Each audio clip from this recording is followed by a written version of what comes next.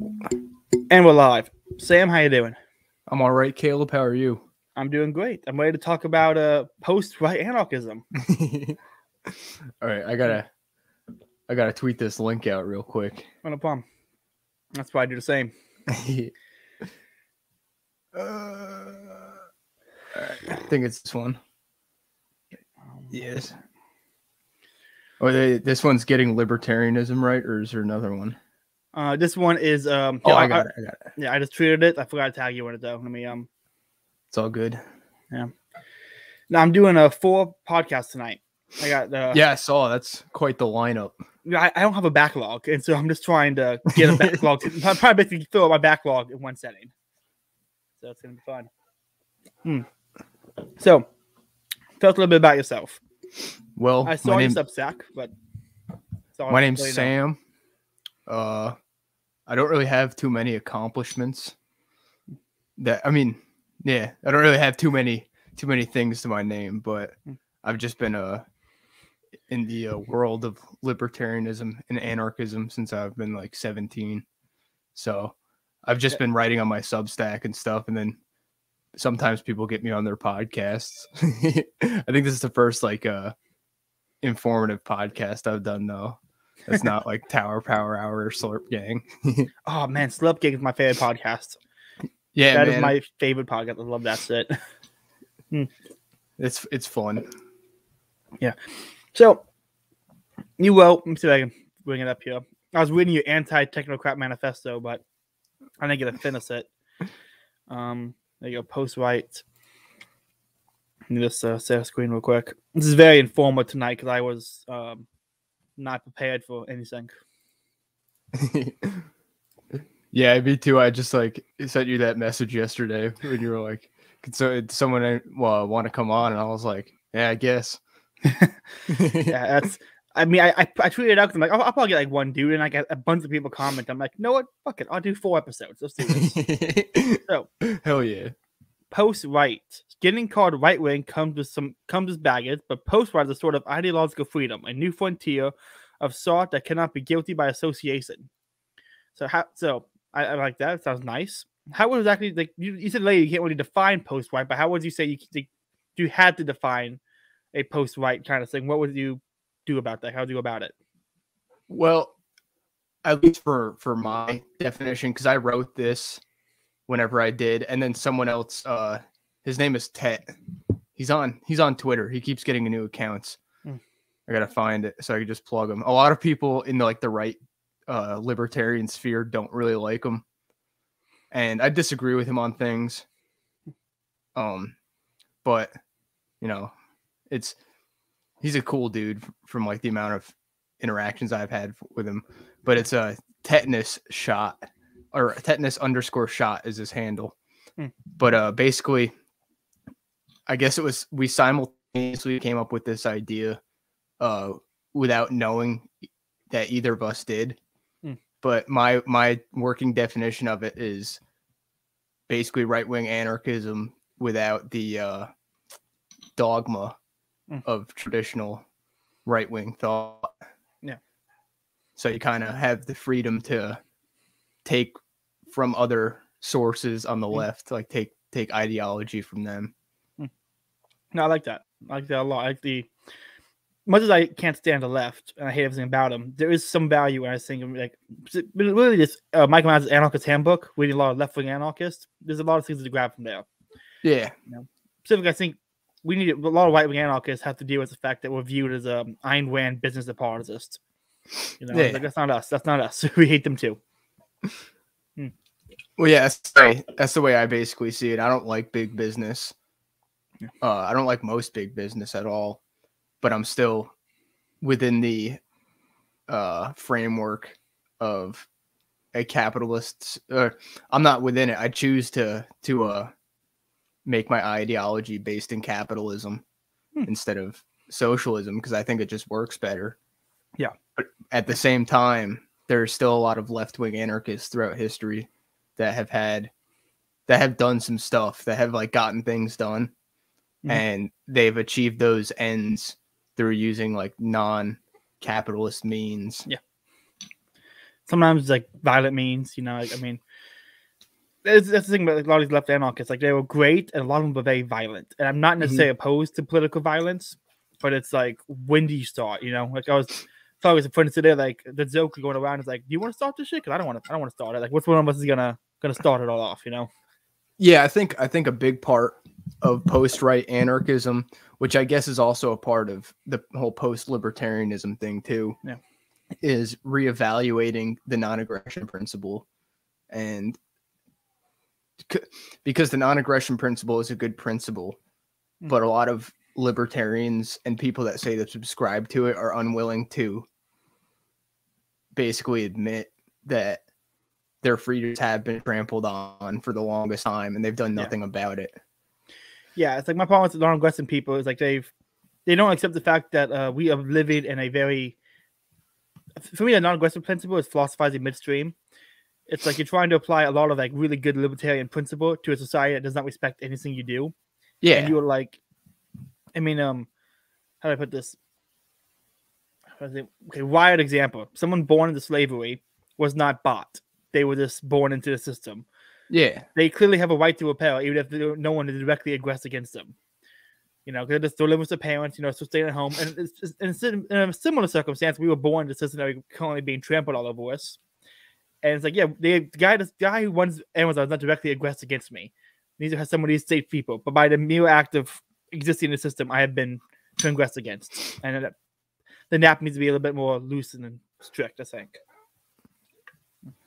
Yeah, exactly. I think that's another aspect of it. I don't know if I wrote it into the essay, but it takes a lot from postmodernism and egoism. And even more recently, I've been listening to the Ted Kaczynski stuff that Pete and Aaron have been doing. But you have to... That's great. Yeah, you have to reevaluate the psychological effect that the government and technology has on people, because it's not a black and white thing of like this guy is a free market capitalist and this guy is a government worker. It's like there's a lot of gray area now. Oh yeah, it's I do find it interesting, like this over the last like 2 years, I guess, because of the COVID stuff. A lot of people have gone to so post-libertarian, post-right.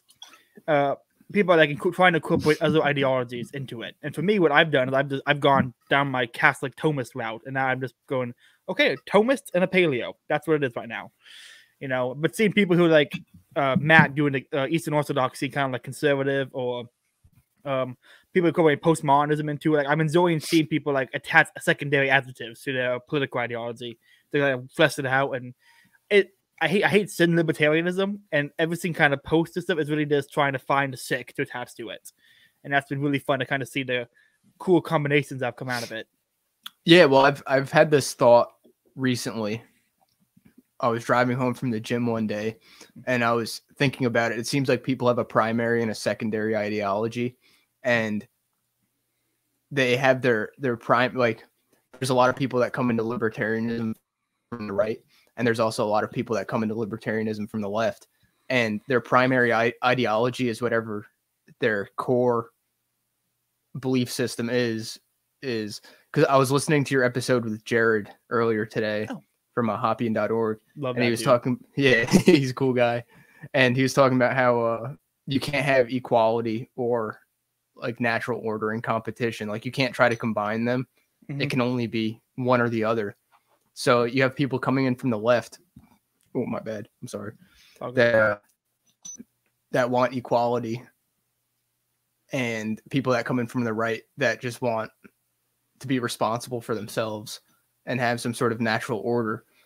So they both see libertarianism as a means to that end, and they both try to use it for that. But there's a conflict because, it's libertarianism is the secondary ideology to their primary ideology. And I have this too. Like, I'm not saying that I don't do this because I'm implied by the post-right thing. I'm a right-wing person. I believe in some sort of natural order and hierarchy. But at the same time, I also acknowledge that I don't need to accept that if I don't want to. I can choose what hierarchy and natural order I want to respect. Yeah. So that's something I have to deal with a lot because people read I used to read Catholic anarchist, and they'd read that and be like, that doesn't make any sense because you respect the church hierarchy, but anarchism is a rejection of hierarchies. And I had to go to the whole spiel of like, no, it's voluntary, and people don't care. I don't know why I would go through all that. Well, yeah, there's a certain, if you have absolute social freedom, you're not going to end up in a good spot. Yeah. Because when you have absolute social freedom, you'll do heroin, you'll smoke crack, you'll end up homeless. Yeah. And I think, have you ever heard of the Contra Gentiles podcast? They're coming on. They're coming on? Yeah, I'm trying to get them on. They've agreed to come on. We're just working on a date. Oh, all right, cool. Great. Did you hear their Rothbard episode? Yes, and I spent half of it like agree, other half going, no, just read a little Hopper. Just read a little bit more Hopper. Yeah, that's like, the same way I was. Yeah, it's a good episode, but they need to get. I heard on Slupgate they were probably trying to get Zara to go on, which would be a great combo if we get Zara on there to kind of bring like the Hoppy and monarchist to their neo-feudalist thing. That'd just be fucking great. Well, I heard Jeremy, the one guy from the podcast, making the point that if you have absolute freedom, you end up not free because you're enslaved to vice. Yeah. Which is a point that he made, and I thought that really made a lot of sense.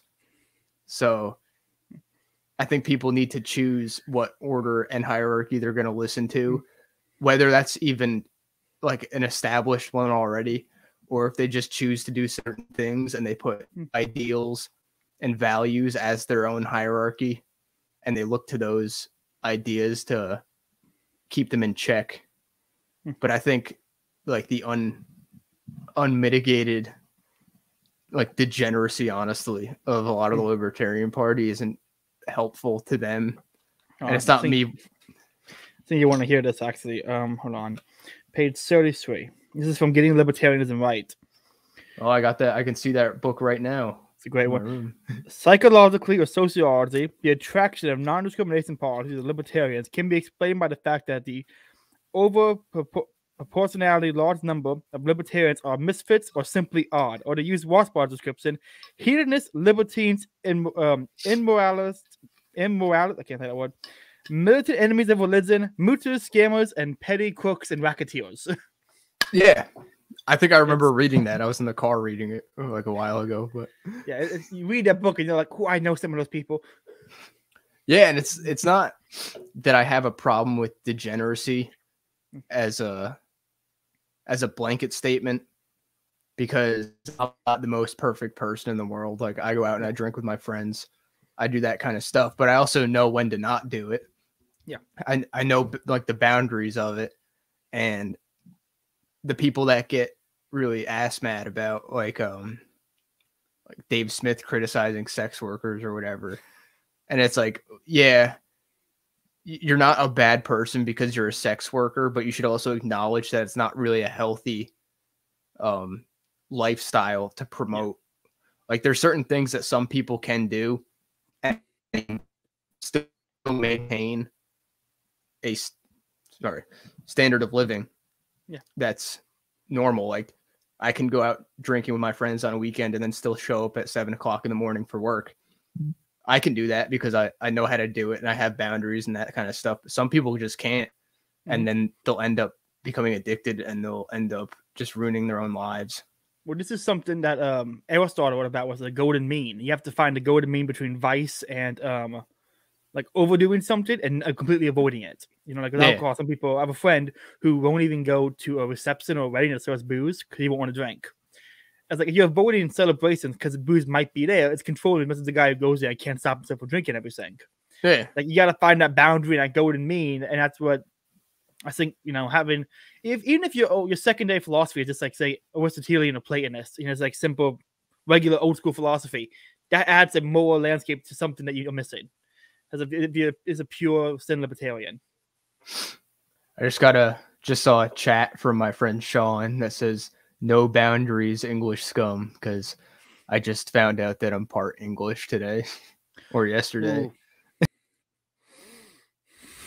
We don't allow that kind of trash on the podcast. well, I'm Irish. I thought I was like a pure Irish guy. That's better. I did the genealogy, and I was like, oh, there's English in there. I was like, oh. But then I traced it back to a based Tradcath Crusader King Edward I. So, works out in the end. Wow. Okay, come on, guys, real quick. Just with Sel and I normally disagree on a lot of things, but we actually have we agree on this one. So with Sel, you and I are in agreement on something. We went back and forth my last podcast for like half the stream. I feel like he was arguing with me about something. So it's fun to see if he agrees. Wait, with who? With Sel, right here.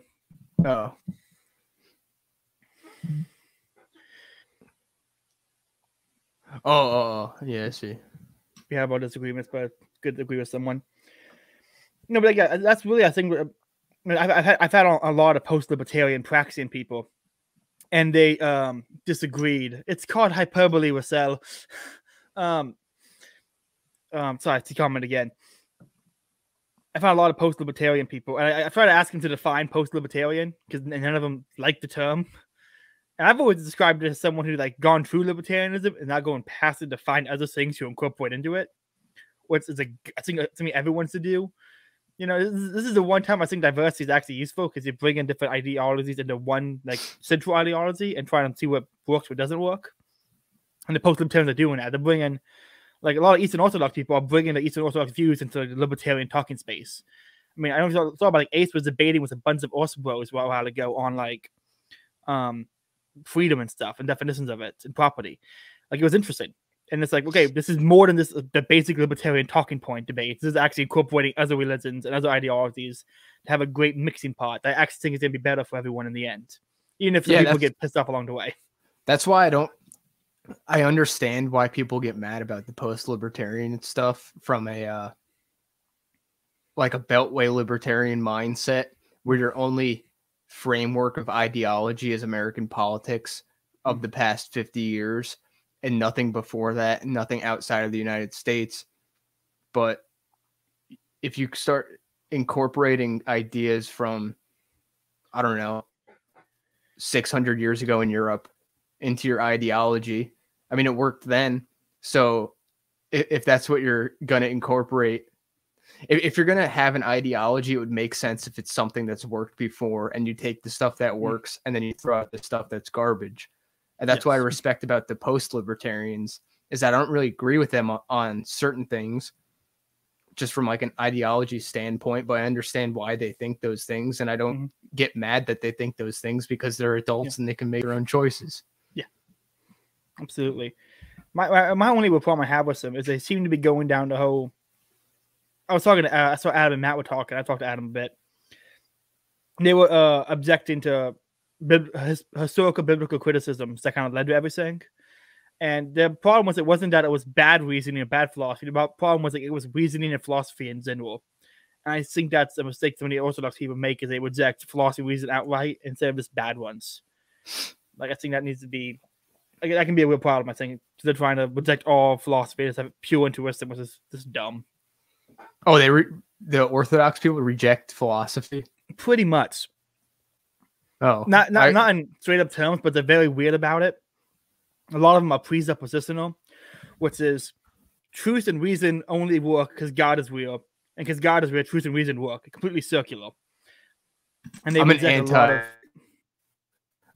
anti reason and not Reason magazine. Well, I'm anti that too. But it's kind of hard. I guess this also fits into the post-right stuff that reason only works if you live in a reasonable world. But if you live in an unreasonable world, there's no point in trying to reason with anyone or use reasonable arguments with people that hate you. Yeah. There's no point in trying to convince them. Oh, I've said this before that truth is objective, but in so many people since it's not, there's no point. Yeah, if a large portion of society isn't willing to accept something as a truth, you can try to be as objective as you want, but it's still not going to matter. Yeah. I have a friend who loves the Crusades and is like a Crusader apologist. He tries to defend the Crusades all the day.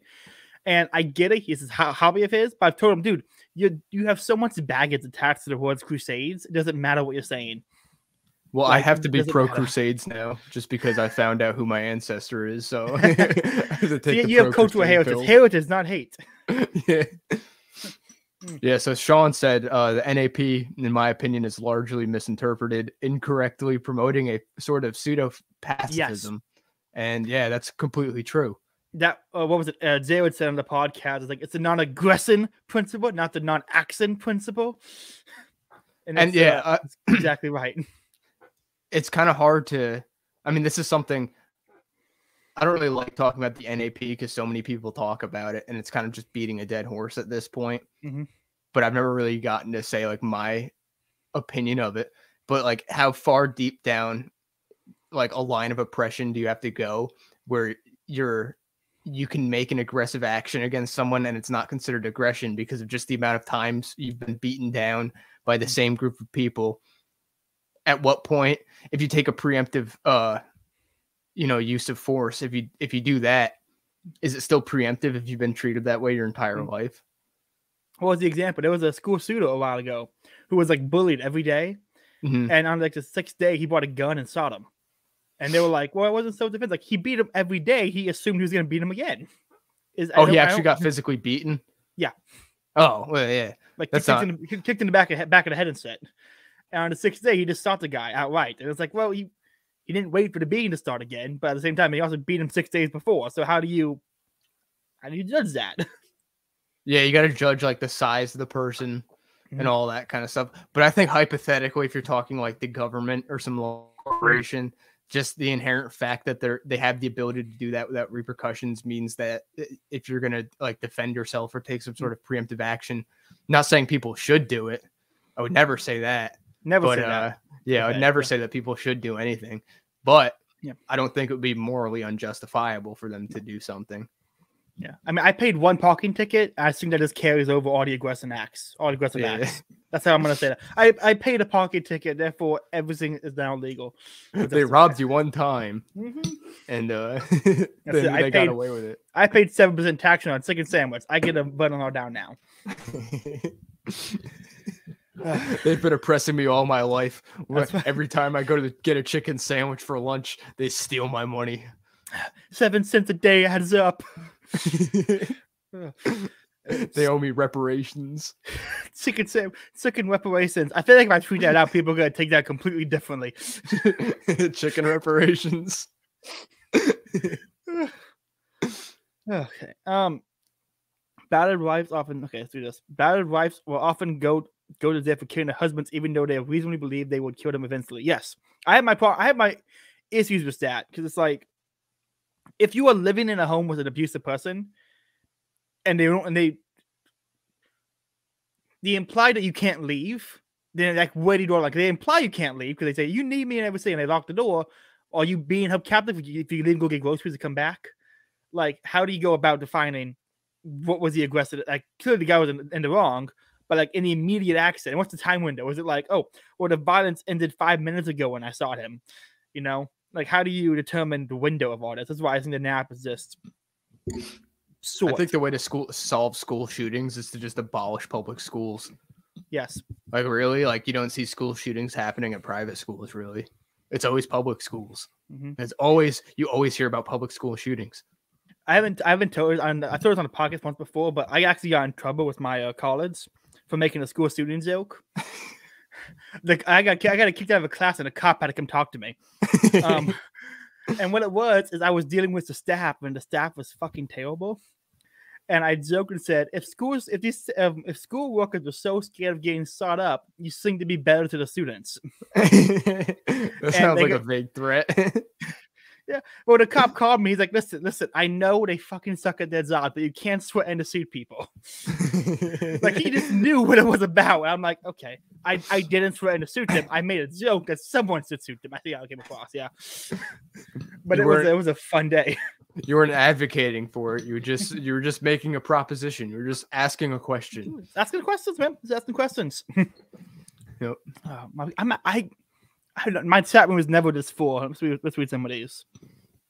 Oh yeah, it's really going tonight.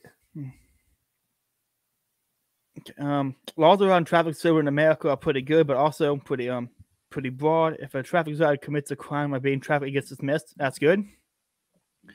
Any retaliation to be taken in equal or greater force. Any bad woman has every right to kill or abuse them. Agreed.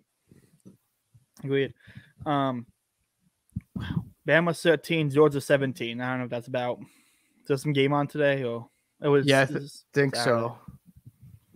I'm pretty sure I saw that there was a college football game today.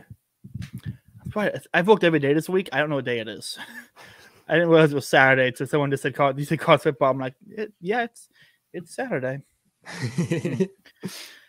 So, for me, a lot of the post-white people seem to be kind of going down the I put this monarchist or small government kind of route. Like they prioritize localism over anything else, it seems like, and they would be fine with having a localized monarch or a pretty authoritarian local government because it would be ordered liberty and that'd be play into the sensibility of how they think the society should operate. Now, I don't have any problems. I think that's fine. But do you have any comment on that kind of observation? Or well, as you can see in the background, that flag, that's a flag that I designed. Me and Sean in the comments, nice. We've come up with this concept of Northern Appalachian independence, which is basically encompasses central Pennsylvania, southern New York area, northern West Virginia. But I like the idea of localism, and I kind of feel agnostic about like if there was a localized monarch or whatever, because if it got really bad, it would be someone that's in reach that you could just go to his house and deal with it there. It's not some bureaucrat that you got to like voice your complaints through like multiple levels of bureaucracy and bunch of forms and stuff like that. But my idea is would be some sort of confederation of communities that can be governed however they want. Like one community could have a republic system, one could be a complete anarchist system, one could be a monarchy, but the idea is that they're decentralized and they have some sort of loose confederation to have a common defense treaties and stuff. That's just like, I don't know. Look, I mean, the Confederacy, not in America, but in Star Wars, was pretty awesome. I think we did the same thing. Like, they were based, and I'm not opposed to anything they did. Well, I'm thinking more like Switzerland. They never seem to have any problems. They're a confederacy. They're neutral on pretty much, well, not so much anymore. But it's been fun to it's been interesting to kind of watch the European countries just go downhill. I was listening to a podcast with a Catholic apologist, and he was talking about how like 20 years ago Ireland was like super Catholic. It had like disproportionate amount of missionaries as opposed to, but then they legalized abortion like fully, and they were dancing in the streets and going crazy, and they had to like change the standards to let Catholic missionaries out by the state standards, and like this scene had in Europe the churches had a lot of control and impact on government decisions. And they've all been dropped for like left-wing groups and LGBTQ groups. And it's been very interesting to kind of like watch that happen. It's like, wow, that's what happens when you remove a tradition or history from, or any sense of right-wing control at all from the government, let it go pure left-wing. Yeah, I mean, it's the already beaten horse, but people are going to want some religion and they're going to pick the state if an actual religion is left. They're just gonna, if they leave their actual like metaphysical, ideals of like a god or something, if they just abandon that, they're still gonna want some sort of authority telling them what to do, and they're gonna pick whoever's in charge, basically, or whoever. Like, I mean, I guess leftists are trying to play God by saying like, we'll give you stuff, we'll provide for you, we'll take care of you, we'll be this omnipotent figure. I've said it before, Woodrow Wilson was the first pope of the progressive church. Yeah, it wasn't. Yeah, that makes sense. He was a professor turned government agent, government official. He literally was a church who went into the state. He was a what's the word for what? Like a Catholic king almost, but for progressives. The king of the libtards. I'm gonna make a troll account called that now. King of the libtards. I'm gonna have to do that. I mean, really, I joined the Liberty. I got into Liberty Space under Joe Jorgensen, and so like kind of coming in from there and seeing immediately going very right wing, from like conservative to 6 months of like not left, not right kind of nonsense. So happy in the minarchist to anarchist pipeline. Yeah, that was about maybe months for me, but very very condensed. And seeing everyone do this whole post lib thing, I'm like, these people are onto something. Like, it's been very fun to kind of watch it blossom and happen. Do you have any more comments like on the whole post lib moment, like LB Immune called it, or? Well, I don't really listen to much of the guys that are within that movement except for Pete Quinones, because I've been listening to it since like probably a year now. And I just think it's a bunch of dudes that are trying to find new ideas because the current ideas aren't working. I don't agree with them all the time, but whatever. I don't agree with most people. I don't agree with myself 3 months ago. So yeah, I'm kind of going down the same path as them, is looking for new ways to do things, and that makes it so I can be more understanding of why they think certain things. Yeah. So yeah, I feel you. I want to. You said you incorporated some more postmodern stuff into your post-right kind of saying. Yeah. What do you mean by that? Like, what have you incorporated? Because I'm a Thomist, but I enjoy postmodernism for what it does. I think I like Sally as well. So, I did. What are some things you've incorporated from like the postmodernist kind of thing? Well, like we were saying before, how objective truth doesn't exist anymore. That whole thing, like, as much as I would like there to be objective truth, I don't know if it means I'm in agreement with postmodernism, because I really haven't read that much into it. I've only just like heard ideas presented by like Thaddeus Russell and Bird from Timeline Earth. Is they say certain things that I'll kind of agree with. And then what I usually do is I listen to some sort of an ideology and I'll just take whatever I want from it and then cut the fat off of all the stuff that I don't like and then just incorporate it into my own ideology. So the whole idea of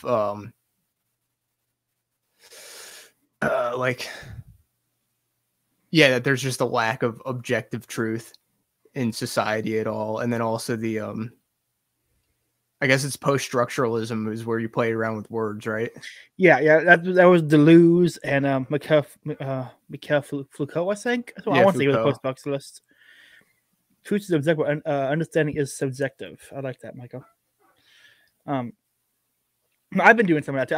I started reading some Deleuze, like I can't say the word, hold on. And I can't pronounce that word.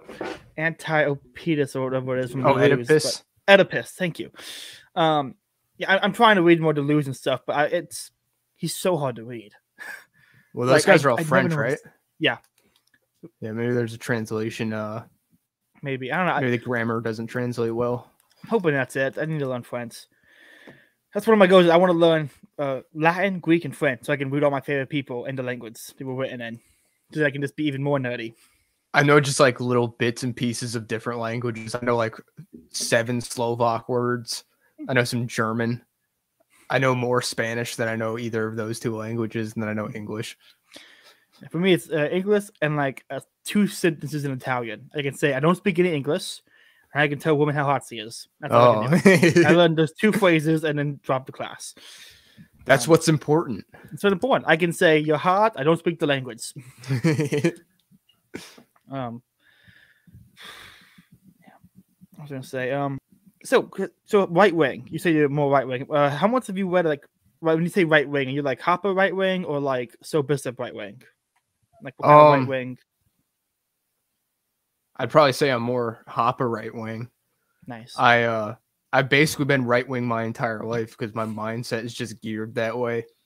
Like I used to be in high school back in like 2015. I used to be like a Steven Crowder fan, same Ted Cruz enthusiast, then I started listening to Gavin McInnes, and I was like, this guy's pretty tight. Yeah. And then I met him once. I have a picture with him over on my bookshelf. But I got more involved with that like dissident right. They called it the alt-right. And I considered myself alt-right before I knew what it meant, because I thought it just meant like you're right wing, but you're alternative and you like cool music and you don't like the government. And then I realized it was like white nationalist, and I was like, yeah, it's kind of cringe. I'm not really into that. And then then I became a libertarian in high school. Then I was like an ANCAP for like 5 months, and I didn't do any sort of reading on it when I was like a junior in high school. And like I didn't have any answers. I didn't have a real understanding of economics. I just knew that capitalism worked, but I didn't know how it worked. And then I kind of grew out of that, but not really, because I came right back to it like a year or two ago. So yeah, that was the progression of it. Nice. It's pretty right wing. I miss Gavin. I loved Gavin. That dude was. He's on what's it called? Censored TV. Yeah, but he's not as good as he used to be. I don't know what happened to him. I haven't really listened to much of his stuff in a while. Yeah, I tried listening recently. He's just not as good. Like, I don't know what happened to him, but he's gone down here. As opposed to when he was on Fox News, just straight up telling women, "You'd be happy if you stayed at home and had kids." Like, he just straight up told women that, and it was like, what? Well, he was the one that actually introduced me to anarchy. When I would watch his stuff back in the day of like the Donald Trump years, and he would talk about how he used to be an anarchist and he still has the anarchist mindset. And then that's how I heard of Hoppe too. Like some of the guys in like whatever like Facebook groups I was in were posting Hoppe memes, and then I just thought it was funny because it was like super reactionary and just to agitate people. That's what I thought it was, and I didn't really understand what he was about. And then I actually like listened to his stuff and read some of his like, I think I've read like maybe 40 pages into getting libertarianism right, but I've listened to like his lectures and stuff. So, like, this guy's pretty smart. Yeah. Yeah, and Hoppe is no, we have about Gavin. Yeah, that was kind of me for a while too. Like the whole like I call it punk right because it wasn't like traditional formal right. It was just like, oh, I'm a little more punkish was the word, but it's when you want to exact against authority, but you don't want to be a crazy left wing, you kind of fall into that category until you find anarchism. Yeah, basically that's how I got here. Yeah. What was it? Have you watched any Crowder recently? Like, I recently did a thing where I watched all the old people I used to watch to kind of see where I still viewed them. Have you watched any Crowder recently? No, I don't want to, because I used to be a fan of his, and I don't want to not be a fan of, or I don't want to like regret being a fan of his. Yeah, I had the Mug Club. I canceled that just because I didn't really watch any of his stuff, and it was like $100 a year. And I was like, I don't know why I'm paying for this still, but I just resist like watching his stuff because I'm like, this guy used to be like one of my role models, and I don't want to see what he's doing now. Yeah, I feel. I recently watched him. Crowder, Shapiro, Nose, and Gavin McInnes, and it was so. Some of them were kind of cool, like they had some cool. But this thing about Nose and Matt Walsh that like if they weren't so global or unionist, and they want everything to be federal, like if they were just wanting to be local, you know, it'd be on my side completely. I'd be 100% agreement with them on a lot of things, but they want to make everything like federal. It's weird. You know? I thought you were about to just call them globo homos. I was going to actually. I was gonna say globo homos, and my brain just stopped for some reason. It's like I don't know why that doesn't seem like the right word, but yeah, like they're very. What was it? Like the TradCon people are very like. How about this? The progressive and TradCons are the same thing. Like Solar Amari is a TradCon conservative guy, and he's recently said, "I'm not against vaccine mandates. I'm against this one in particular." And it's like you're just a progressive with a trad aesthetic. That's all you are. Like you want the same exact things. You just want you be in power. You're salty. You're salty. You lost. That's all it is. That's the main reason why I didn't start the post right thing, but the main reason why I like decided to come up with some sort of definition for it. I mean, I guess the definition is if you just add like the pre of post. If you just add post to anything, you can kind of just like define it however you want, if it makes sense. But Yeah, it's weird because the whole post-right thing is actually more like proto-right, like taking the ideas of like before modern conservatism. So it's kind of weird in that way. It's like paleo-right but different. Yeah. But that's the whole reason I made that up for my essay on it. Is just like I'm sick and tired of the Republican Party. They capitulate to everything. They don't go on the offensive at all. Yeah. And I brought this up to like my local GOP one time when I was still in it. And one of the guys was like, well, we believe in small government, so we don't want to like initiate things. And it's like, well, no, the government is humongous now. We're all paying tons of taxes, and you guys have done nothing to stop them because you're not willing to like take initiative. Yeah, it's my view of the GOP is different because I'm in Florida. And so, like, because Ron DeSantis is here and stuff, it's like, yeah, my local GOP in my Florida area is so different than the rest of the country. Like, someone's trying to tell me, like, you shouldn't be a paleo because of all these reasons. I'm like, dude, I'm in Florida. None of those reasons apply. Like, Florida GOP is very different. Florida Republican is very different. I feel like it's just a bunch of dudes hanging out on yachts wearing Hawaiian shirts, basically. Sometimes. Is that a true representation? I've seen those people. Did you see the people like just absolutely losing their minds about Ron DeSantis wanting to create a Florida state guard? Yeah, I'm gonna sign up for that if it happens. They're all like, oh, this is like the brown shirts and all that kind of stuff, and it's like, no, we have that in many states that are Democrat controlled, and you're not saying anything about it. Yeah, if he makes it, and what was it? So Mr. was saying like DeSantis wants 200 people, but he might end up getting 20,000. Then he said the Belgium military only has 26,000. There's a lot of militaries that are pretty small. There's a lot of countries that are small too. Yeah, like I'm just saying, it's a bold move by DeSantis if he wants to get like a whole like paramilitary crew to answer directly to him. That's a bold move, especially when you're that much of a dissident from the federal government. This is also part of the post-right anarchist thing, like not having dogma, where I see a move like that and I'm like, that's pretty cool. Like, it's also like anti-Lawbert and anti-left wing is the idea of post-right. But I'm also when I talk about these things, I'm not speaking for everyone that defines himself as a post-right anarchist because it's a really loose definition. So I don't want to act like I invented this and that I'm speaking for everyone that calls himself a post-right anarchist. But when I see stuff like that happening in Florida, like, hey, that's pretty cool, actually. Like, people are like, oh, he's making a paramilitary. Okay, so what? That's cool. Yeah, it's like, I'm a huge fan of it because I wanted to join the National Guard because I wanted to be a part of, like, anything that happens in Florida, I want to be able to help out with Florida. Yeah. But I didn't want to sign for the federal nonsense and National Guards get Florida get deployed. And it's like, this is stupid. I'm not signing up for this federal nonsense. I help my state out with an emergency. But this exists. There's an outlet of people who want to help the state and be a part of things, but not have to sign a federal government nonsense. It's great. It's a great example of localism and an accent.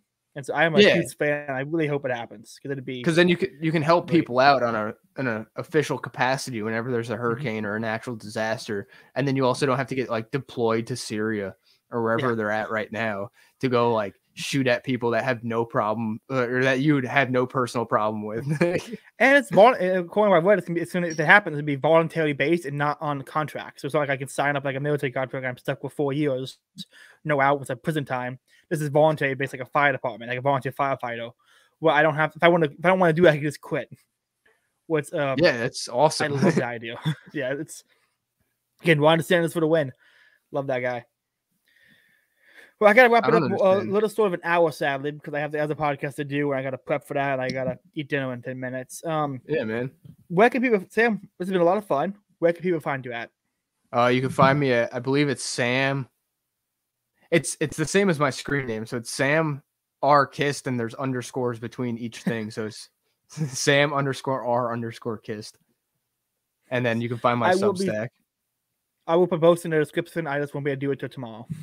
All right, that's cool. Sounds good. Well, Sam, it's been a lot of fun.